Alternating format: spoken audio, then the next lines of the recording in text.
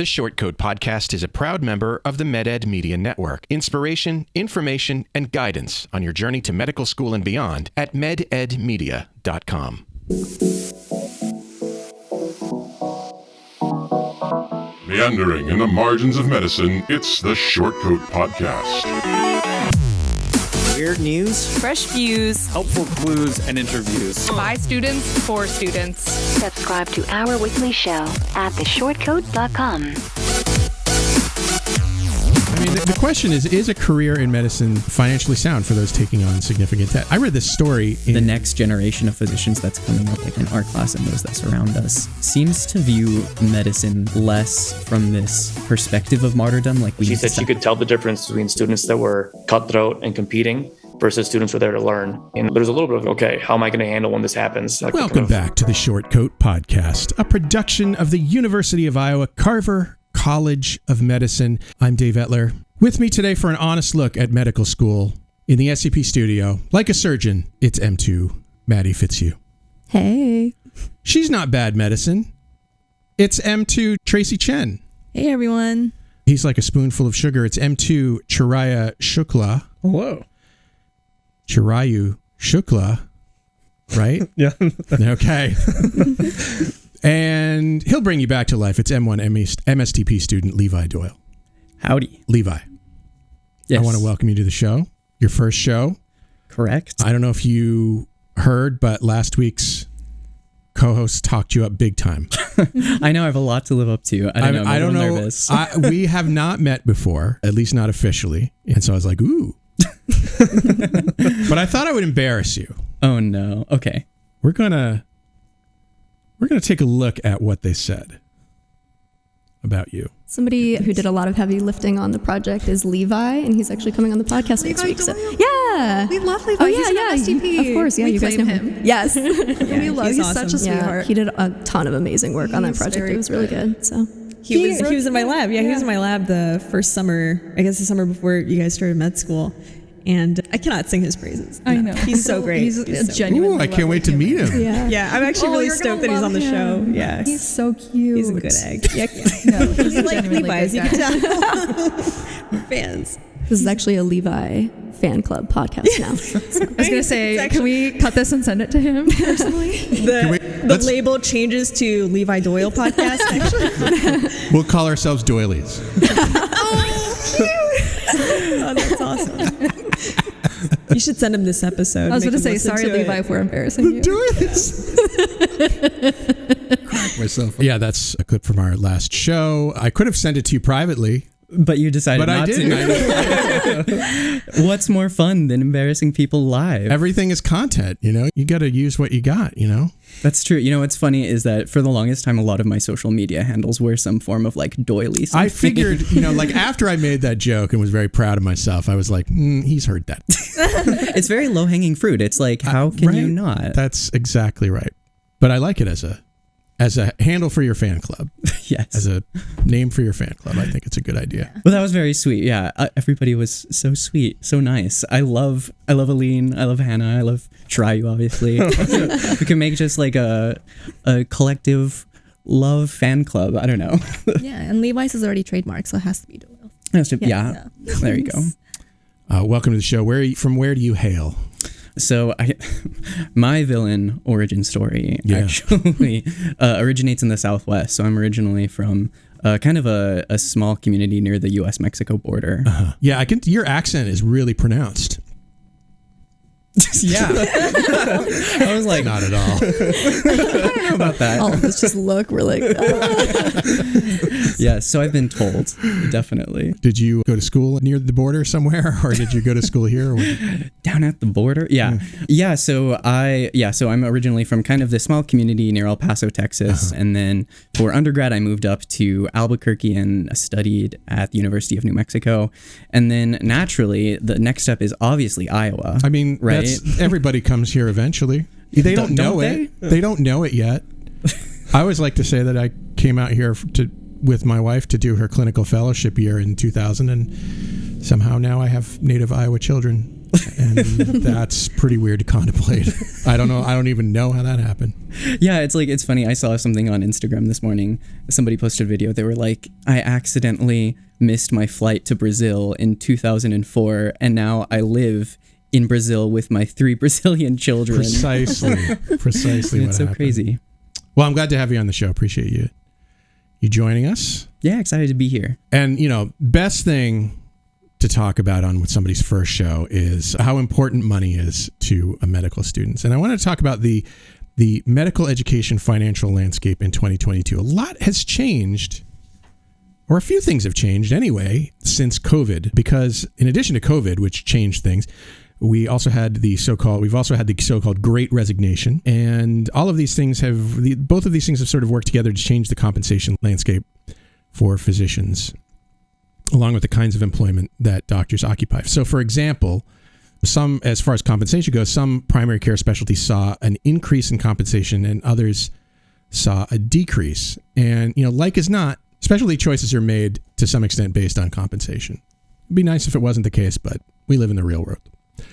And it's become more common for practices to offer physicians other kinds of compensation, like crazy job sharing, or, flexible hours, or weird stuff that doctors aren't really used to considering. But also locum tenens, in which physicians temporarily fill in to cover another physician's absence, or a shortage of available doctors, was a bigger feature of the employment picture during the pandemic. And locum work can be quite lucrative. Is this on your radar at all? Or are you just so far in the pre-med or the preclinical trenches that you're not there yet? I don't think about the future. It just stresses me out. I think it's best. Yeah. I got to take it one day at a time. I'm going to force you to think about the future.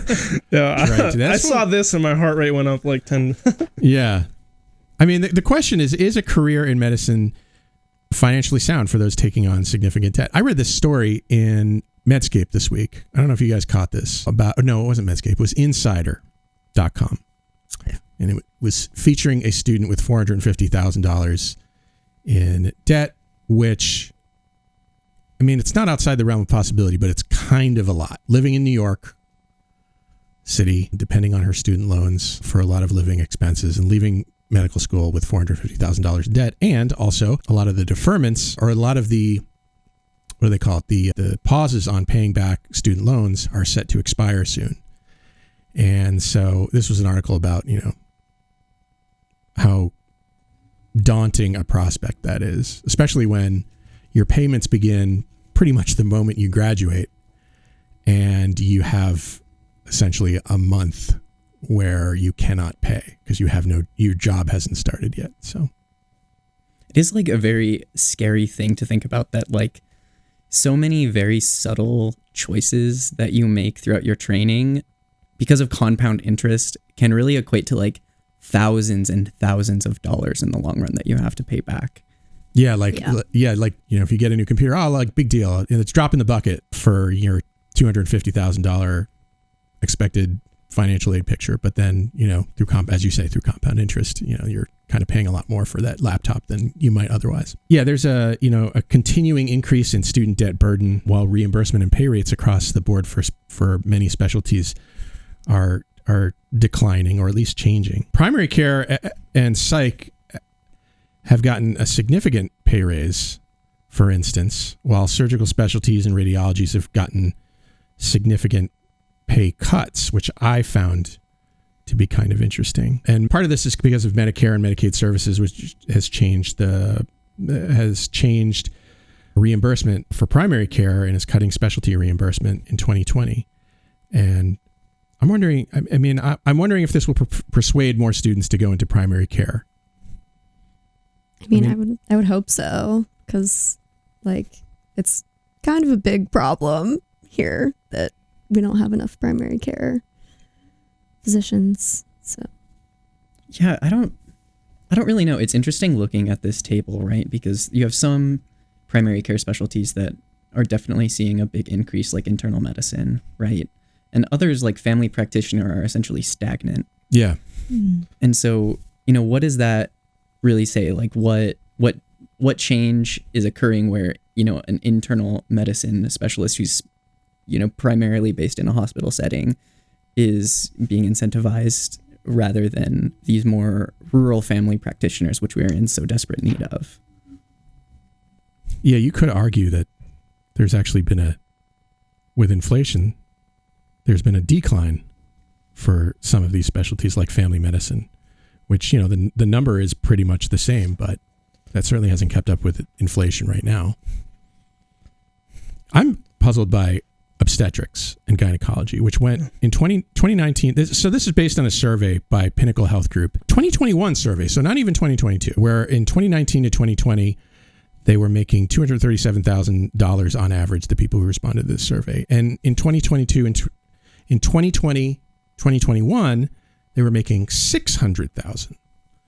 I want to know what happened there, but I couldn't find information on how the average compensation jumped that far. Can you think of anything? I was looking at the ends, N equals 155 positions plus 166 healthcare organizations. Maybe like one or two of those just like have really absurdly high, just kind of skewing it up a little bit more. But yeah, I could totally see that. Yeah. I'm also not sure, people probably self-identify when they fill out these surveys. So I'm wondering, what exactly they mean necessarily when they're identifying themselves as I'm or even OBGYN, right? Or even what compensation is, because so I think of compensation as my take-home pay, but the truth of the matter is I get benefits and things like that, which adds a significant chunk to that number. So yeah, I mean, there's also it all depends on how you ask the question. Yeah, there's a lot of subspecialties within OB-GYN, like REI, like reproductive endocrinology, and like gyn-onc, which are the pay differences between those specialties and just a general gynecologist are pretty vast as well. So be careful when you look at these numbers and make your plans based on them. It's the devil's in the details, I guess. Yeah, and I'm also wondering, I don't know if it says anywhere and I'm missing it, but are the people who were surveyed in 2019, 2020 the same physicians who are responding in 2021, 2022? Like maybe you're just by chance hitting a different cross-section, and maybe you're hitting, more specialized physicians in OBGYN, for instance, who might be taking home a higher pay in 2022. Mm-hmm. So I know zip about research, except what I remember from my methods class, which is next to zip. But I know that there are ways to make sure that you're surveying the right amount of people and control for different measures or for different confounding variables and things like that. Hopefully something like this actually did that. Yeah. I was gonna say, I wonder if they were all in like the same like area too, because I feel like if you're in California, you're going to be getting paid more, probably just because the cost of living is so much higher than if you were in Iowa, I guess. But yeah, that's a great point. I guess it really does partially depend on like the integrity and the methods of whoever was conducting the survey. Right, and here it says it covered 40 specialties, but only had enough data for 28 specialties, so like probably a little bit skewed in there. Physicians are, of course, especially during COVID, were expected to work more, probably leading to greater burnout and physicians leaving medicine throughout COVID. Is this something that worries you about medicine as med students?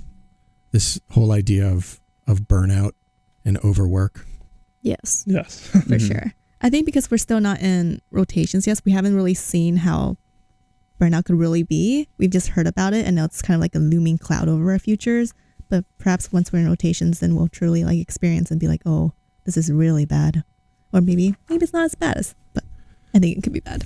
Yeah. Back to your earlier question, Dave, about like if we kind of go about choosing a specialty based on the compensation, I feel like something I think about a lot more is the potential burnout of that specialty. Yeah, the lifestyle. I think that worries me a lot. I've worked with a lot of physicians in my pre-med days. To get here, you kind of have to like, do the things. You do have to do. You should do the things, by the way. So yeah, I scribed for a lot of different physicians, and I actually had one in gyn-onc actually, and he was graduating his fellowship in like a couple months, and he spent like a good week trying to convince me to not become a doctor because he was so jaded from it and just so burnt out. What specialty again? It was gyn-onc. Okay. So yeah, gynecologic oncology. And because of the hours, what was the? Yeah, the hours, and then I think also just you're working with a patient population that is, very sick, and that can be really emotionally draining as well. So I think ever since talking to him and just some other ER physicians who were also super burnt out, it's something I've thought about a lot, is that fear, I guess. The question of how, how much am I going to have to give of myself to, work in this specialty, work in this environment, work in this field. I think it's common for people to think, well, I shouldn't think about that, because I'm here to serve. And I don't think that's especially real. It's a nice ideal, I guess, if you don't care about yourself. I think that's something I think about daily. Is I don't want my life, or even most of my career, to be defined by the fact that I'm just a doctor or in medical school. There's enough things that I want to do outside of medicine, and I think that also make me happy. And I feel like if I lost that, I would also lose that part of myself, and then that would just cause me to burn out even more. And I think the messages you get about this are a little subtle, though, or they fly under the radar a little bit for you.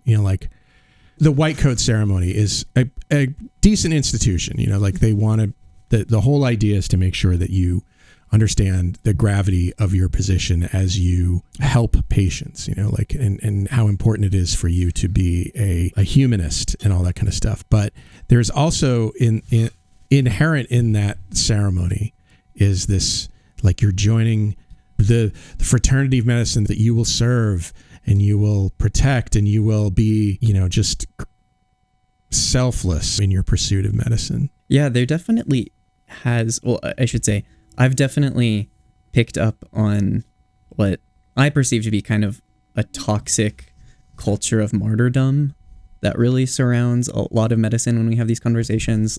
I think that one example that really sticks out in my head is when in our ethics class, we had a discussion about physicians' duty to care and duty to provide care during a pandemic, right?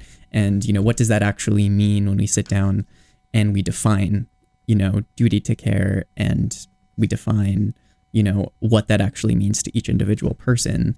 And, I think that maybe the next generation of physicians that's coming up, in our class and those that surround us, seems to view medicine less from this perspective of martyrdom, we need to sacrifice ourselves and everything that we are for the broader profession, right? And I think that maybe that will change kind of these discussions that we have going forward, but it's hard to talk about because I haven't heard necessarily any silver bullet ideas for fixing things like burnout, right? Just meditation. Obviously. Just breathe. Meditate. Yeah. Just relax. Do some yoga, man. Yeah. A free meditation app through the medical school. Yeah. It actually is pretty good. I downloaded it and started using it. They actually have workouts too. Oh, wait, which really? I thought was really cool. Yeah. Okay, I retract. They're pretty good. I guess the other question is, has the burden of all this debt. So we know that compensation has changed. We know that debt is a problem.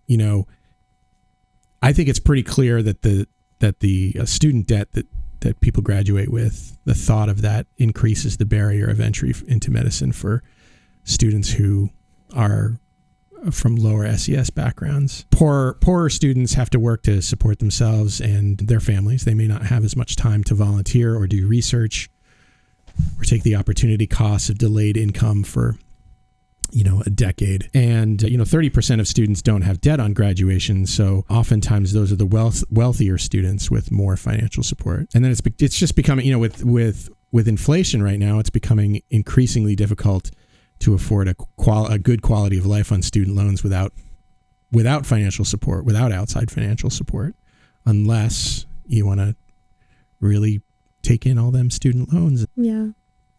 Yeah, it can even be difficult. I know I've talked to other students in the MSTP. We don't technically take on debt, right, throughout medical school, but we do live on a stipend. And when you enter into the program, you kind of commit to one stipend level that doesn't really change throughout 8 years in the program. And so in times like now, when we're seeing 8% increases in inflation, you're just kind of I wish I like not that I want to take on debt, but almost like I wish, you could take more out or something, Or I wish there was time to have a job or something, like. Yeah, exactly. I mean, people do work in med school. I think it's not often talked about. We did a show about it a little while back. I mean, people do work, but man, you got to have the right situation to make that happen. I think the saddest part about all of this is how many people just don't come to medical school because of it. Yeah. Like back in college, I knew so many people who started out pre-med and then that number just kept dwindling lower and lower because they were like, oh, I can't afford going to med school. Yeah. How much is lost? How much is lost for those people who could be valuable in medicine? Right. And when you have problems like physician shortages, we also just don't have as many potential students coming in because of just the amount of costs. Yeah, and I think a lot of the devil is in kind of the hidden cost, right? Like the non-line item costs that you don't actually think about, especially when it comes to like the barriers to getting in. It's like trying to account for, test preparation materials, right, for the MCAT so that you can get a good enough score to even be considered by medical schools, right? Or, to have all of the resources to get stellar grades throughout all of undergrad. Like, I think that institutionally weeds out people from these low SES backgrounds. Like even the cost to like apply, like you send out, it's like in your primary, it's I think $15 or like $50 per school. And then in your secondary, it's like $120 or higher per application that you're sending out. So when you like, if you want to get into med school, obviously like a lot of people apply to a lot, but you're spending thousands of dollars just to apply on a low chance you're going to get in. And then, it's just, there's a lot of money. When you put it that way. I'm not sure how much I'm allowed to. I know this is kind of your guys' section here, but I'm like too. Well, we haven't introduced you yet, Daniel. Oh yeah, hi.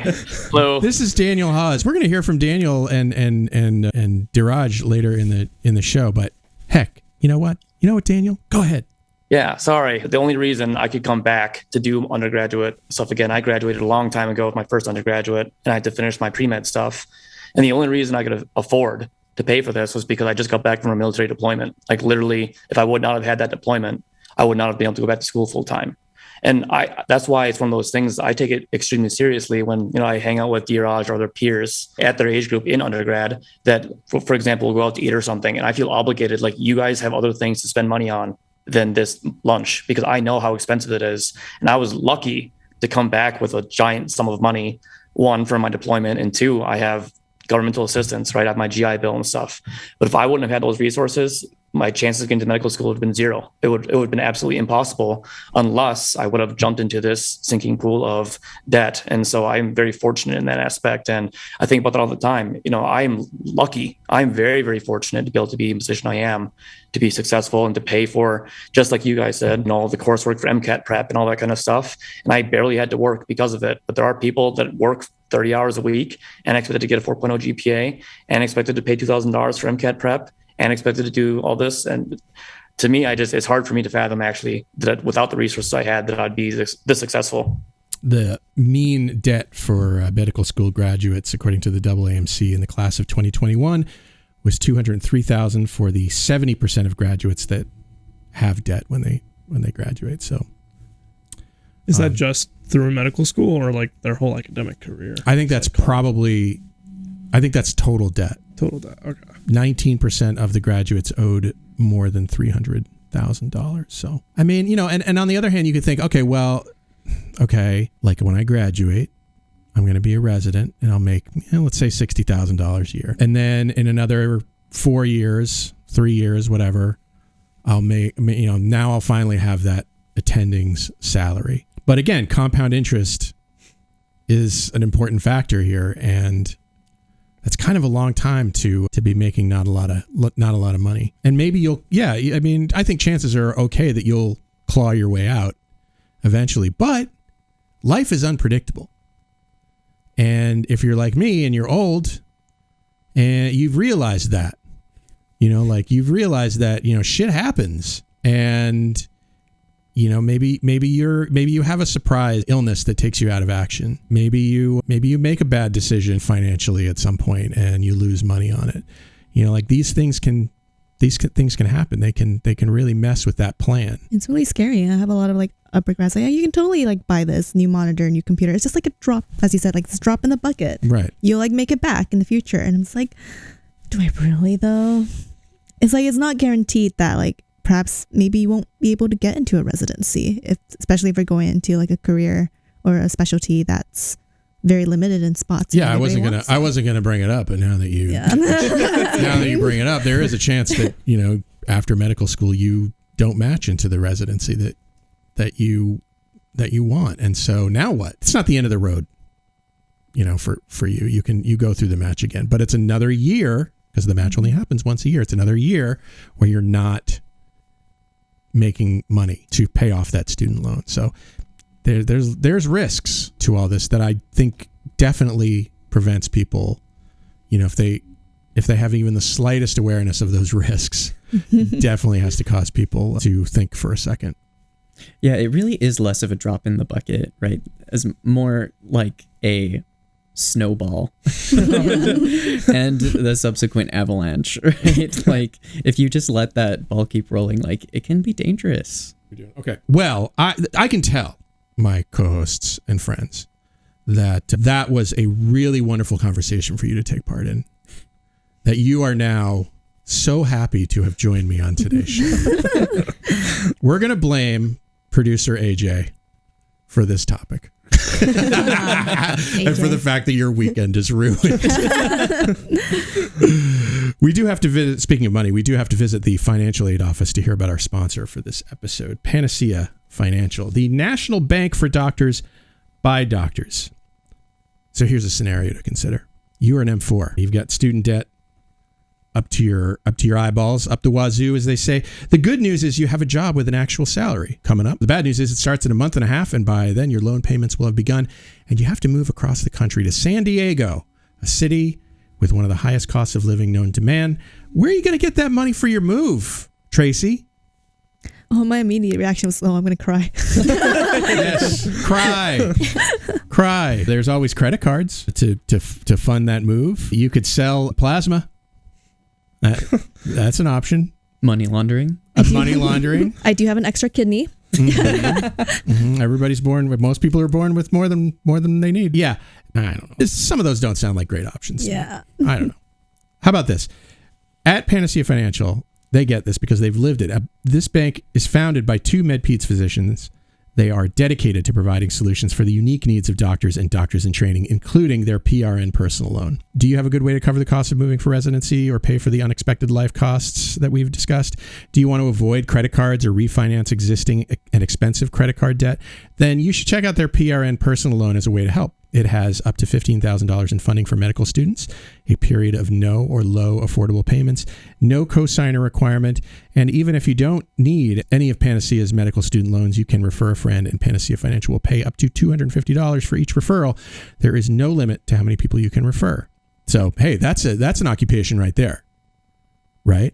You don't need to sell plasma. Just send a bunch of people to Panacea Financial. So join the growing number of medical students nationwide that expect more from their bank and have switched to Panacea Financial. Visit panaceafinancial.com today to learn how a bank for doctors by doctors can help you. Panacea Financial is a division of Premise, member FDIC. Listeners, if you ask us a question, it means that I don't have to make something up to talk about on the show, and the show becomes what you want it to be. So send your questions to theshortcoats@gmail.com or leave a message at 347-SHORT-CT. We'll talk about it on the show. Someday, unless we destroy the planet so badly that there aren't any more insects. You know what? I am. This is a downer. Yeah, kind of. This is a downer of an episode. But look, the good news is insects will be our food when the planet collapses. You know, insects will be our food. Maybe they'll be our overlords. And if MIT scientists have their way, cyborgs that can detect cancer. This may sound familiar because other animals have been taught to recognize sick people, like dogs, trained to detect when blood sugar drops too low or to sniff out cancer. But as any pet owner knows, dogs are expensive to train and keep, so why not turn to cheap, plentiful bugs? The idea was to put electrodes all up in a locust brain and see how their neurons respond to smells of different kinds of cells. The cells they chose were the cells from the human mouth, 3 kinds cancerous and others that were cancer-free. The locust brains responded so differently to puffs of cell smells on their antenna that the scientists could identify just from the recordings which were cancerous and which weren't. That's kind of cool. Wild. Cricket flour brownies are not too bad. Cricket flour brownies. Yes, they're a little grainy, but tell me more. When did you have a chance to explore cricket flour brownies? I've heard of cricket flour. Yeah, so back in undergrad, we used to have like these like kind of like an expos where like all these vendors would come and be like, they give you goodie bags, and like there was one like all about environmental friendliness, and was like, hey, you guys want to try like this cricket flour brownie, cricket flour cookies, and you know, it's free and it sounded interesting. I don't really like bugs, but I'm down to eat them.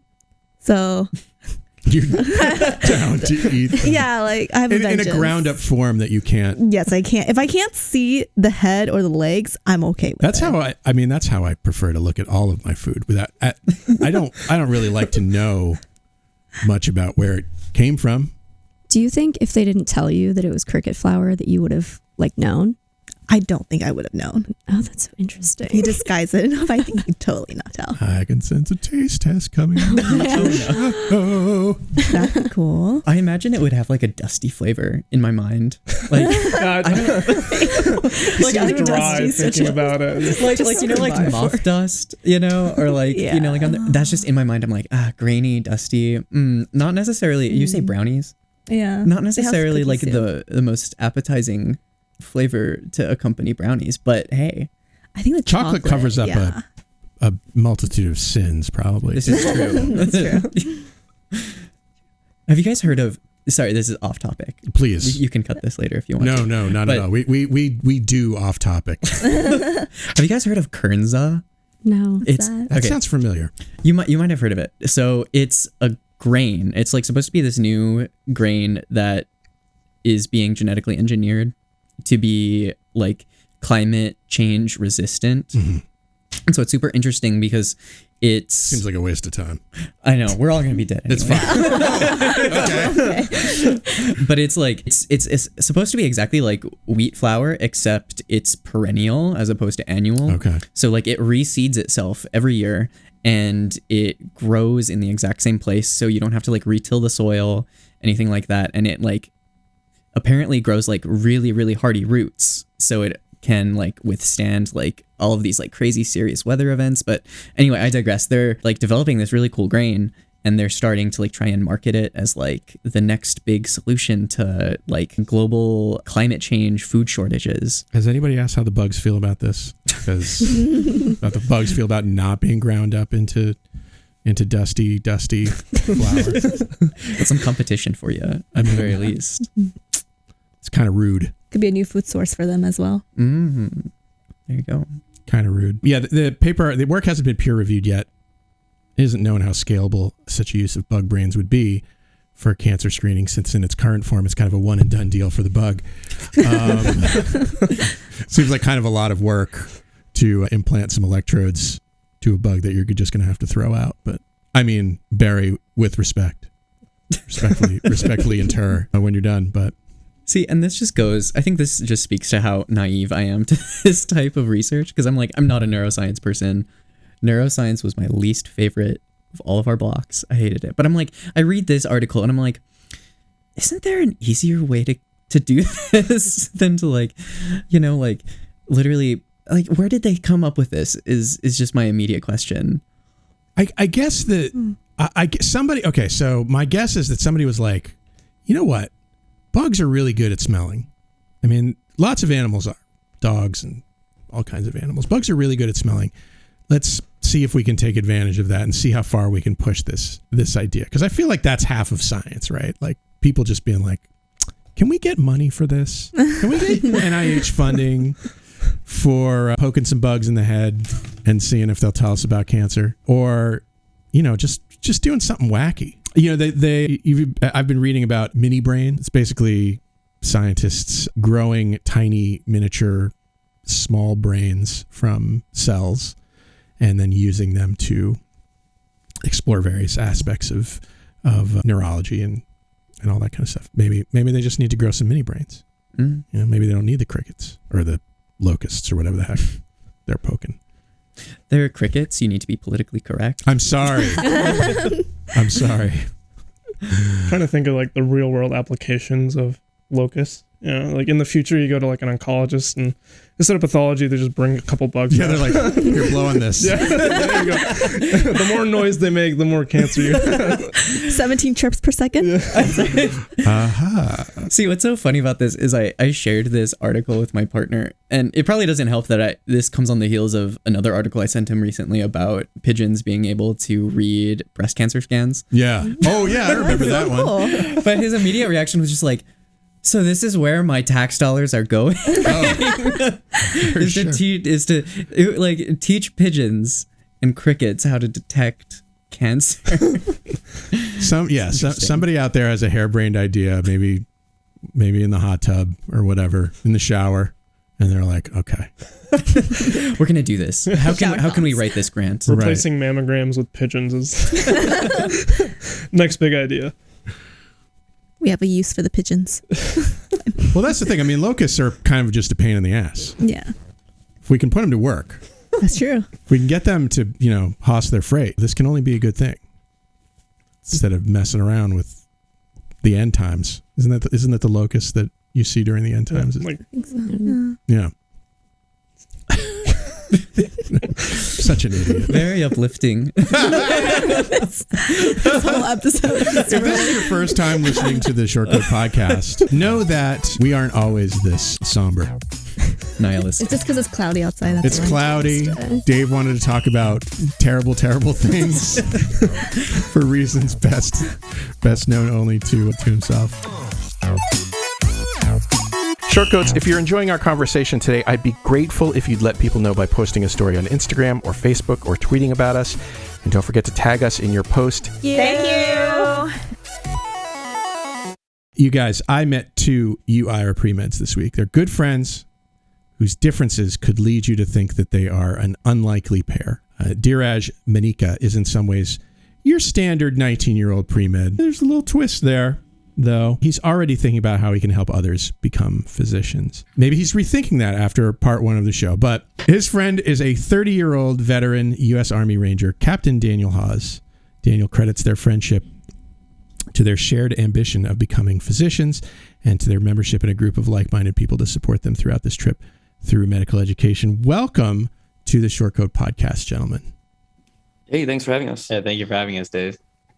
I wanted you to join. So we sat down and chatted earlier this week, and I wanted you to join us because I don't know. It seems to me your differences aren't getting in the way of your friendship. I mean, you could, I highlighted those differences, but on the contrary, are in some sense fueling it. What are the parallels between your lives thus far that are working for you on this path?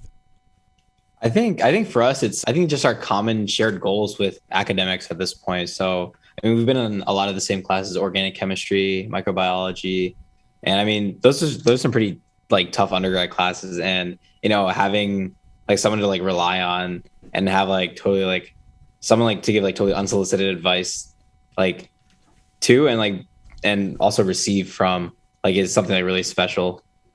Yeah, I really credit the fact that I like to think now. I think you kind of said it right. I'm an old man now, trying to go into med school, right? Like I'm the weird guy trying to start another career. After you're not that weird, Daniel. You're not that weird. I would just want to say, like, non-traditional has become more traditional than it used to be. But anyway, go ahead. I'm sorry to interrupt. Yeah. Oh no. I tend to agree with you, but it's strange. Like if I look at my peer group, right? I mean, I'm friends with 20-year-olds and I'm 30. Like, in what world is that generally common? And it's not very often, but at the end of the day, right? I seem to spend a heck of a lot of my time with yeah.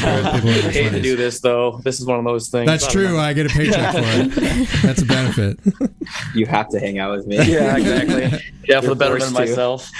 But it's different for me because, right, like I said, so I feel like I already had like a life before trying to get into medicine, right? And now I have this is it. This is my time to do it, because if I mess up now, I don't really have a lot of more chances to do it. And so I'm really driven to be successful in my coursework because really this is my last chance.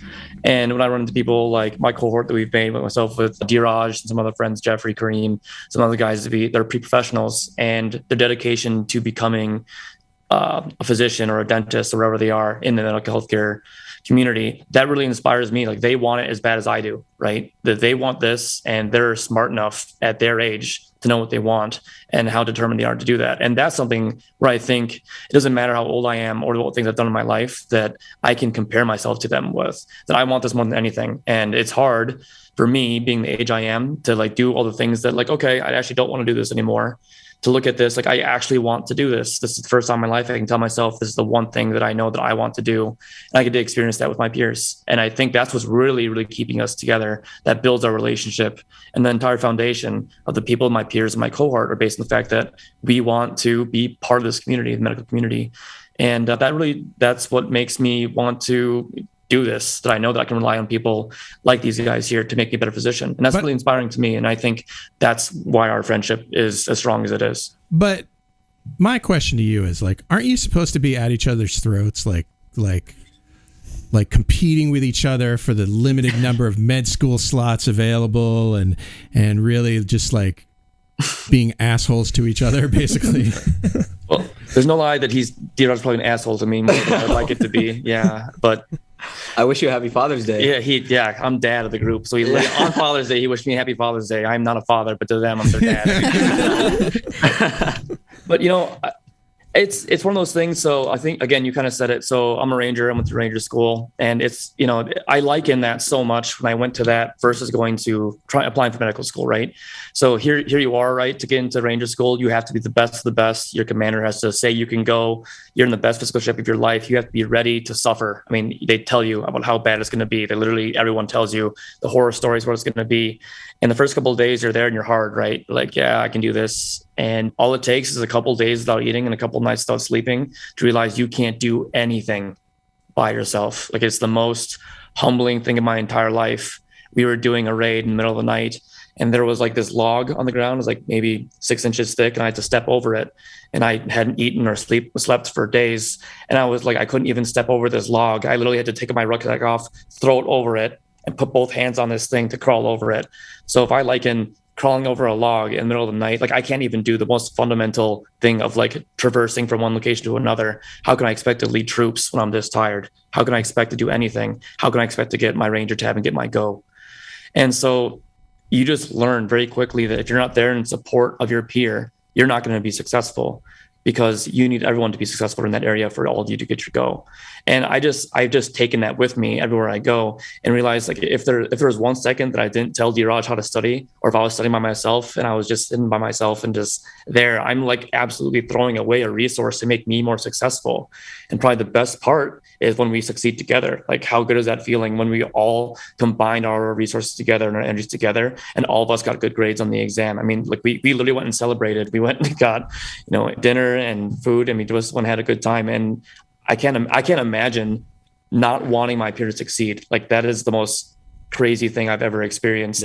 Is someone saying that they would like hold a secret to a test or whatever and hold it to themselves. Because why do you want to do that by yourself? What's the point of becoming a physician for your own wants and needs? Like, literally the job is to take care of others. And if you can't do that to your peer, the people you're literally experiencing this with, then how are you going to do that for your patient? Does this ring any bells for you guys as you think about how you've proceeded through medical school and pre-med and all that kind of stuff? I mean, you can go first. I was going to say, like, medicine is, like anything, it's a team effort. Like, you're always going to be working in teams. You're never alone.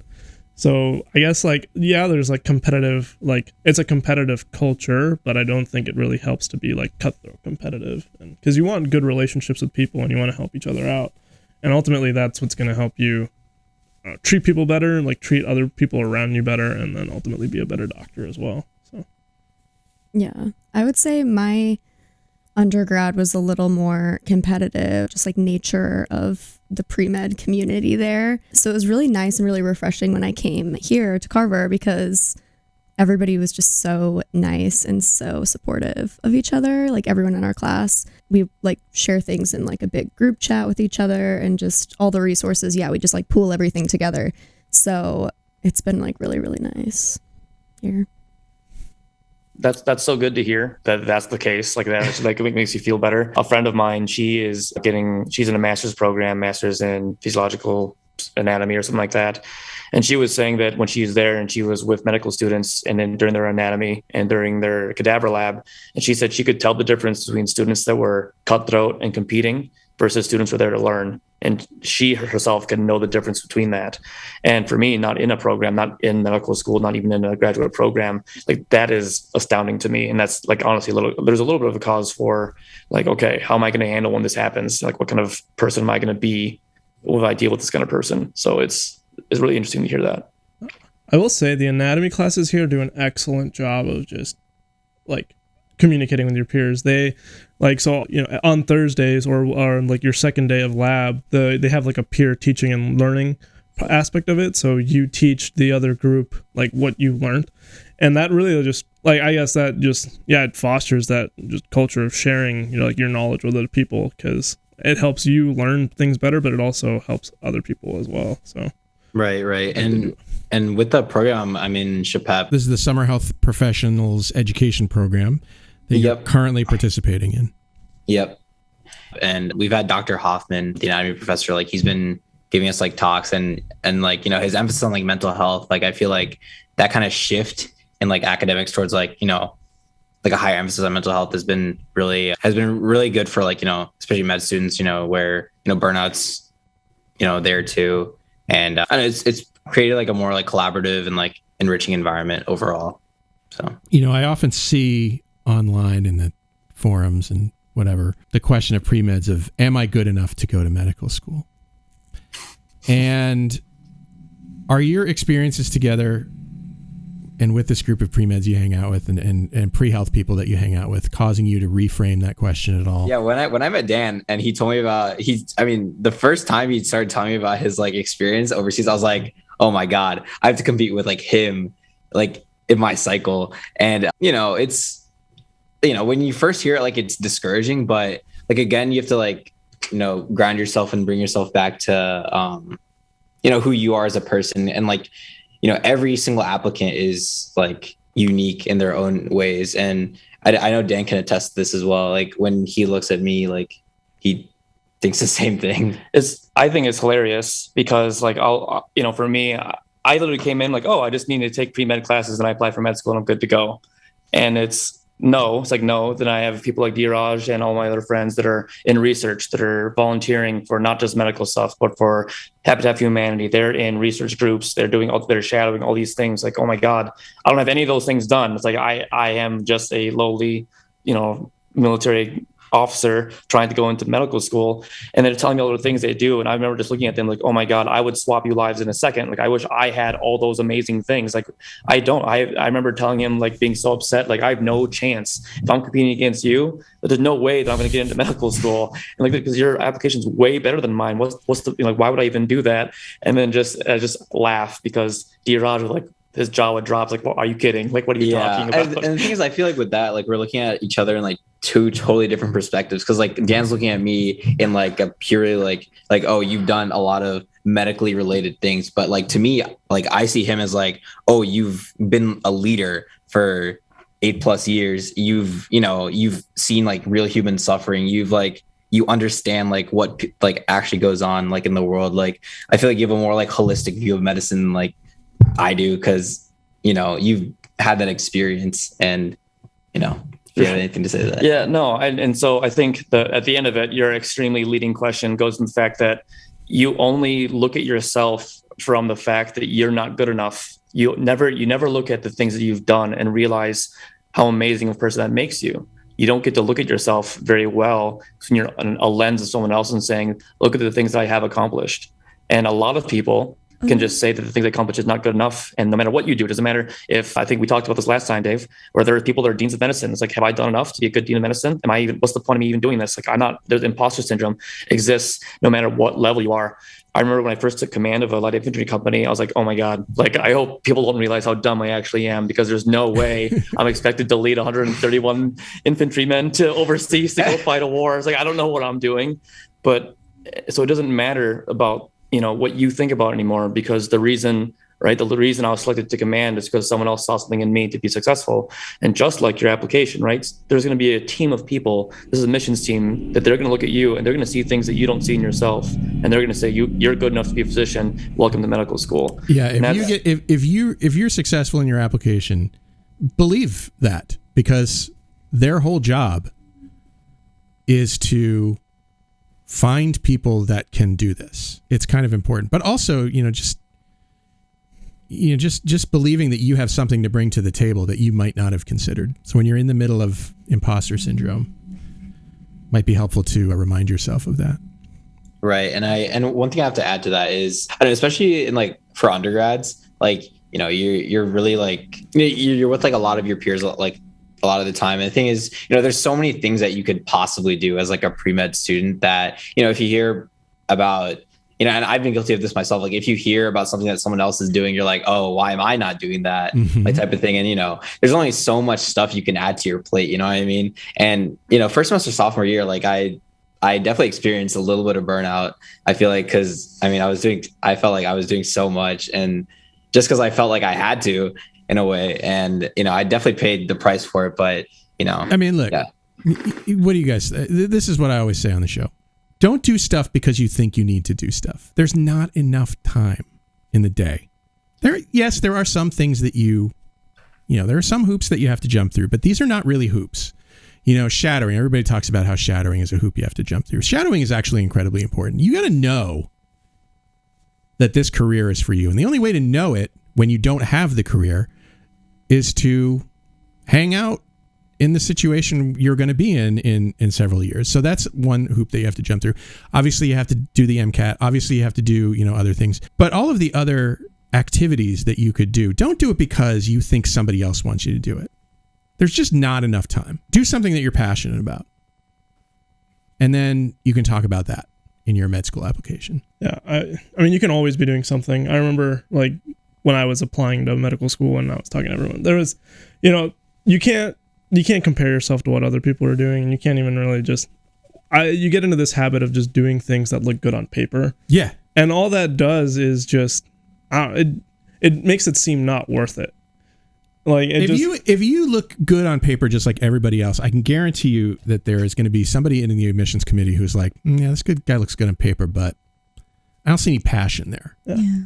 Where's the soul? Where's the yeah, exactly. Yeah. I think in my med school interview, I would say we talked about medicine for the first 10 minutes, and then the next 20 minutes we're literally just talking about all the things I did outside of it or things that I found enjoyable. And I think that's really what they look at is, who are you outside of this? Do you do things that make you happy? And if that is what you're doing, then you're always just going to be satisfied, and you're going to feel that you are good enough to be here. Yeah, and I think that's so important, right? Because medicine, just like everything else in life, doesn't happen in a vacuum, right?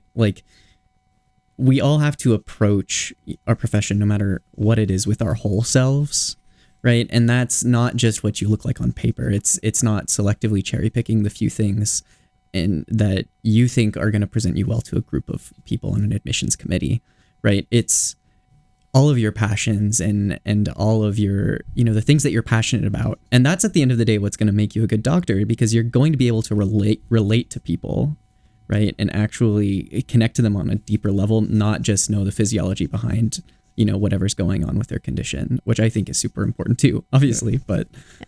I think it's what separates a good doctor from a great doctor is having that, all the things you were just talking about. So it's that ability to develop rapport. Yeah. Keep hearing that in caps over and over again. But it's true, Your whole job in a lot of times is to help people tell you what their lives are like, what's happening to them. And nobody's going to want to tell you if you're a fake. They're not going to want to have that difficult conversation with you about their alcohol use or, I don't know, they're just their personal lives, unless you're a human being and that you can show that. Deeraj, you've been an ambassador for the Iowa Center for Research Undergrads. What is that? Yeah, so iCruise is an organization that basically advocates for, incoming first year students to, get into research either on the medical campus or, in the biology building on the east side of campus. So the whole purpose of it is basically to offer funding to these students to kind of like, in a way, I wouldn't say entice them, but like to, kind of promote it. Cause I feel like for a lot of first year students coming in like to the University of Iowa, like a lot of them don't really know what like, bench research is like.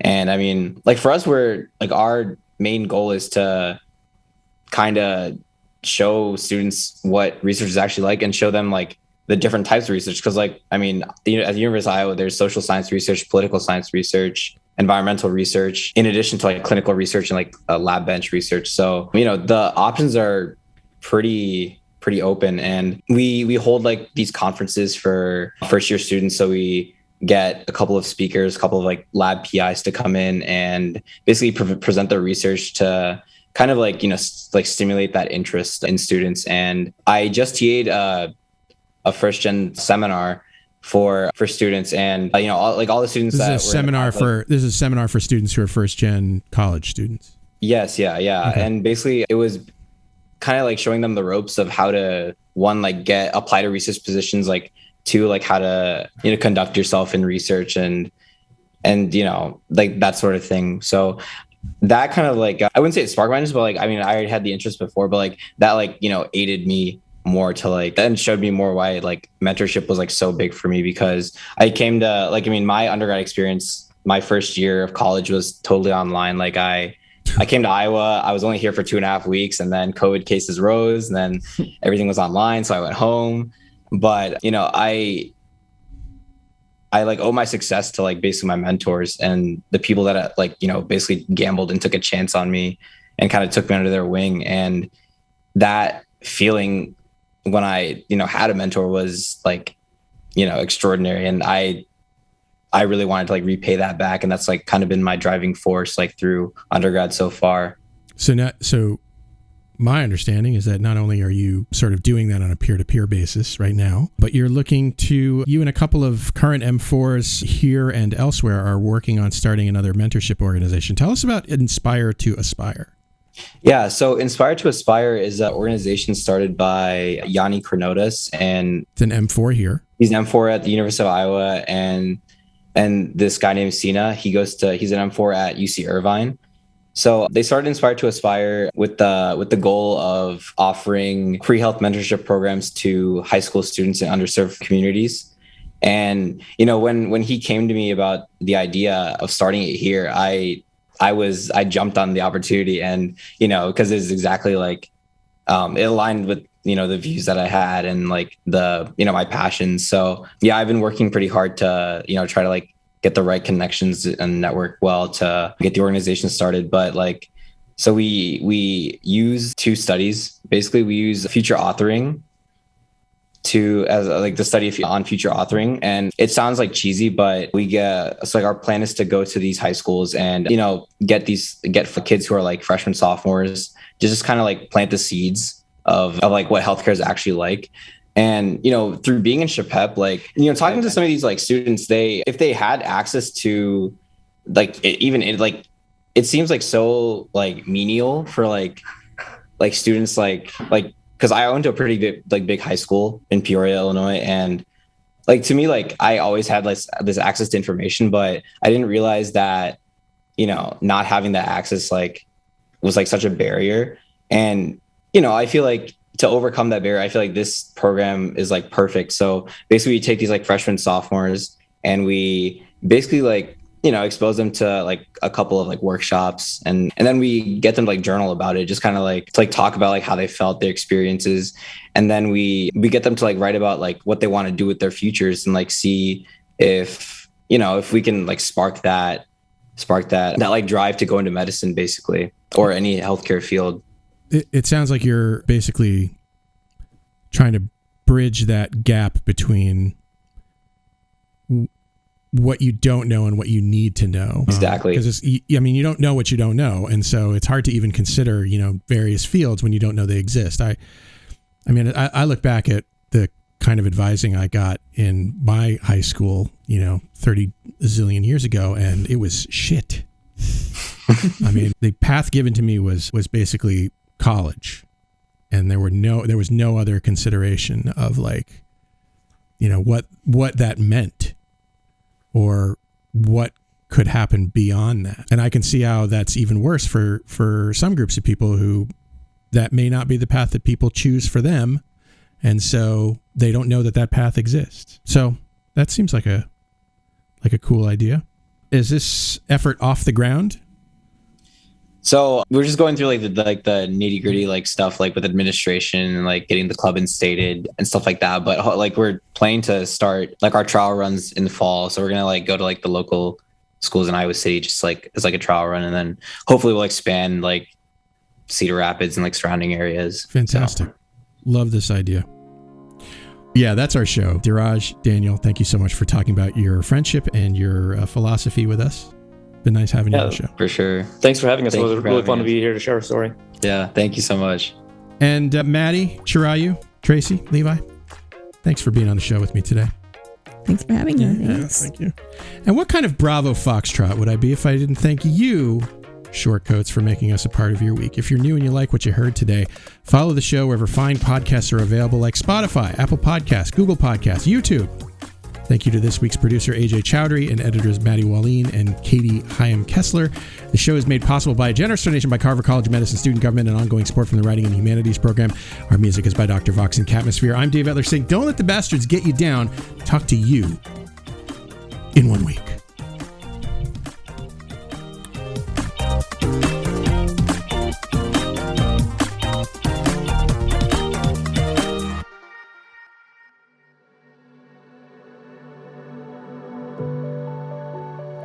Hi, Shortcoats. Look, life in medical education, life in America, life in the world is often difficult. And I often wish I could help.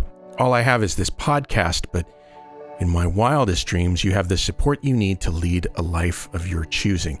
You deserve to be happy, healthy, and successful in whatever ways you define those words. So if you need support because you've experienced racism, discrimination, harassment, mental health crises, I want you to be able to get the help that you need. And so I'm going to put some links in the show notes to some resources that you can use. But the bottom line is that for what it's worth, I see you. I know you're out there. I wish I could do more. Maybe I can in ways that I don't understand yet or know about. But I see you, and I'm glad you're here, and other people are too.